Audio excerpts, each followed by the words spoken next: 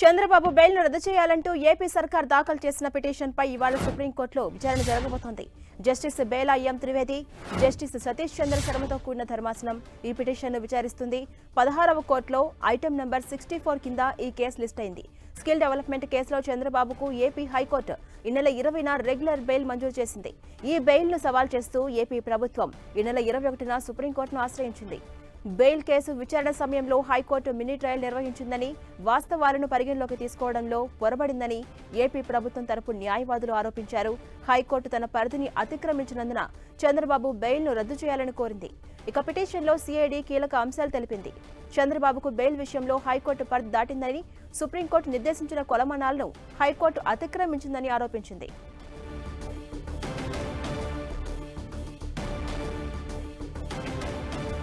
ఇదే అంశంపై మరింత సమాచారం మా ప్రతినిధి గోపి అందిస్తారు. గోపి,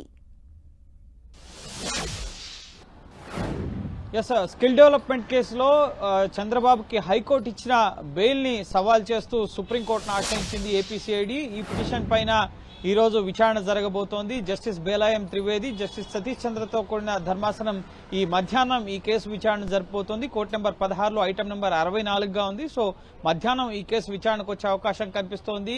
హైకోర్టు వాస్తవాలను, ఆధారాలను, అలాగే దర్యాప్తును పరిగణలోకి తీసుకోకుండా మినీ ట్రయల్ నిర్వహించి బెయిల్ మంజూరు చేసింది. సిఐడి ఏవైతే ఆధారాలని చూపించిందో వాటిని పరిగణలోకి తీసుకోలేదు. ట్రయల్ కోర్టు వద్ద పూర్తి ఆధారాలను సమర్పించాం. కానీ సుప్రీంకోర్టు ఇచ్చిన మార్గదర్శకాలను ముఖ్యంగా దాటి, ఆ పరిధి దాటి మరి హైకోర్టు ఈ కేసులో మినీ ట్రయల్ జరిపి బెయిల్ ఇచ్చింది అన్న అభ్యంతరాలని ఏపీసీఐడి వ్యక్తపరచడం జరిగింది. మేము చూపించిన ఆధారాలు ఏమీ కూడా పరిగణలోకి తీసుకోలేదు.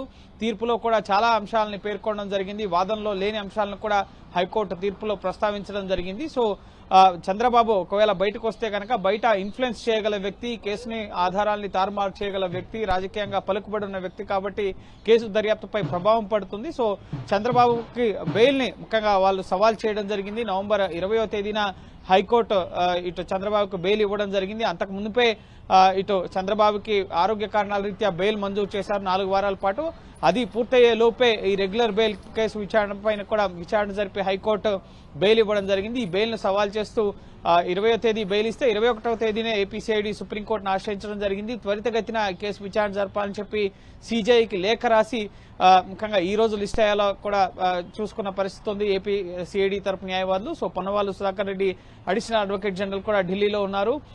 సో చంద్రబాబు తరపున ముఖ్యంగా ఈ బెయిల్ సంబంధించి, బెయిల్ రద్దు అంశానికి సంబంధించి ఈ సుప్రీంకోర్టులో ఈ పిటిషన్ తేలేంత వరకు కూడా హైకోర్టు ఇచ్చిన తీర్పుపై స్టే విధించాలని చెప్పి కూడా ఏపీసీఐడి కోరుతోంది. సో ఈ రోజు ఈ కేసు విచారణ సందర్భంగా ముఖ్యంగా చంద్రబాబుకి నోటీసులు ఇచ్చే అవకాశం ఉంది. బెయిల్ రద్దుకు సంబంధించి ఏపీసీఐడి దాఖలు చేసిన పిటిషన్ సంబంధించి మీ వైఖరి ఏంటి అని చెప్పి అడిగే అవకాశం కూడా కనిపిస్తోంది. ఇప్పటికే స్కిల్ డెవలప్మెంట్ కేసులో దాఖలు చేసిన క్వాష్ పిటిషన్ కి సంబంధించి అక్టోబర్లోనే తీర్పును రిజర్వ్ చేసినప్పటికీ కూడా ఇంకా తీర్పు వెలువరు కాలేదు. ఈ వారంలోనే ఆ తీర్పు కూడా వెల్లడయ్యే అవకాశం కనిపిస్తోంది.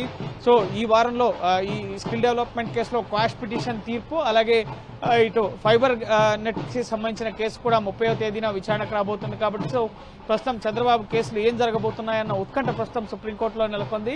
చంద్రబాబు కూడా ప్రస్తుతం ఢిల్లీలోనే ఉన్నారు. నిన్న సిద్ధార్థ్ లూత్రా, ఆయన తరపు న్యాయవాది, సీనియర్ న్యాయవాది, సుప్రీంకోర్టు న్యాయవాది, ఆయన కుమారుడు రిసెప్షన్ కి కుటుంబ సమేతంగా చంద్రబాబు హాజరవడం జరిగింది. సో ప్రస్తుతం న్యాయ నిపుణులతో ఆయన కూడా సంప్రదింపులు జరుపుతున్నారు. కేసుల విషయంలో క్వాష్ పిటిషన్ కి సంబంధించి 1988 prevention of corruption act section 17A ఒకవేళ చంద్రబాబుకు వర్తిస్తే కనుక అది ఒక భారీ ఊరట ముఖ్యంగా మిగతా కేసుల విషయంలో కూడా చంద్రబాబుకు లభిస్తుంది. కాబట్టి సో సుప్రీంకోర్టులో చంద్రబాబు కేసులో విచారణకు సంబంధించి ఏం జరగబోతుందన్న ఉత్కంఠ నెలకొంది. ఈ రోజు బెయిల్ రద్దుకు సంబంధించిన అంశంపైన మధ్యాహ్నం విచారణ జరగబోతుంది. సిఐడి కూడా హైకోర్టు ఏ అంశాలను పరిగణలోకి తీసుకోలేదు, ఎటువంటి ఆధారాలు ఉన్నాయి, స్కిల్ డెవలప్మెంట్ కేసులో జరిగిన కుంభకోణం వాల్యూలో కొన్ని నిధులు టీడీపీ ఖాతాలకు కూడా మళ్లీ అన్న ఆధారాలను కూడా చూపిస్తుంది. కాబట్టి సో వీటన్నిటిని కూడా వాదనల సందర్భంగా సిఐడి ప్రస్తావించే అవకాశం ఉంది. సో చూడాలి ఏం జరగబోతోంది అనేది. మధ్యాహ్నం ఈ కేసు అనేది విచారణకు రాబోతోంది. థాంక్యూ గోపి.